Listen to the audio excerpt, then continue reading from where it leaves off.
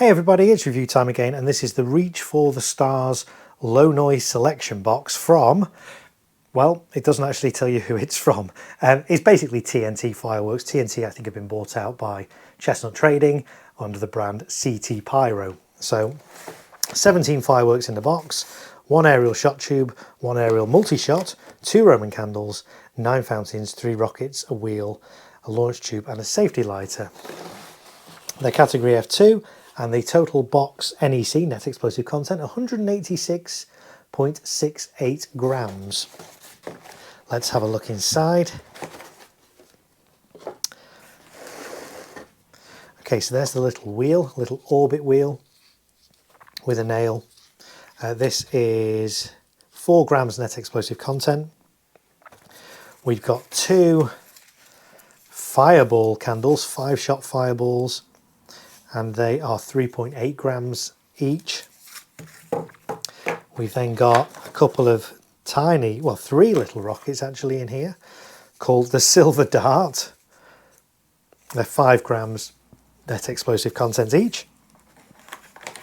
And a launch tube in there. And we've got Sky Shot, so that's a single shot. Oh, it's a mine. Interesting, so not a shot tube as such, a mine, which is nice to see. Sky Shot, and that is 5 grams net explosive content. World of Colour, a fountain, 25 grams net explosive content. A tiny little fountain here called Parade, which is 8 grams, surprisingly for something so small, 8 grams. Freedom 76, which is a fountain, 23 grams. Groovy fountain, exclusive groovy fountain, and it's 16 grams. We've then got some little conic fountains over here. Volcano, 7 grams. Volcano, 7 grams. Let me guess. Oh, Volcano. Yeah, 7 grams. So they might be all the same. They've got slightly different colours, red, green and blue. I suspect in reality they're going to look identical. Over here, popcorn. This is the biggest box in here. It doesn't feel that heavy. Let's have a look at the net explosive content, 37 grams in that fountain. There we go. Carnival fountain, 14.2 grams. And then this must be the little multi-shot called Starlight.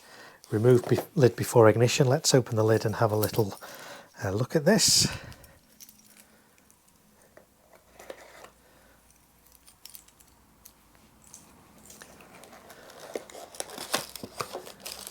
Wow, now this is a little multi-shot. I don't know if you guys can see, but actually it's only that size. This is all padding. That's, I think, the most amount of padding I've ever seen. In fact, I want to take this off to show you guys. This is an incredible amount of padding.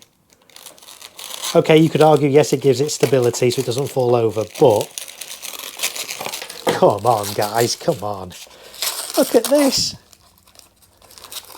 This bit's just polystyrene. That's your actual little multi-shot. That's, yeah. I'll leave you to make your own mind up about that. But we'll see how it performs. That's Starlight, 16 shots. Net explosive content of that, 10.88 grams. So there we go.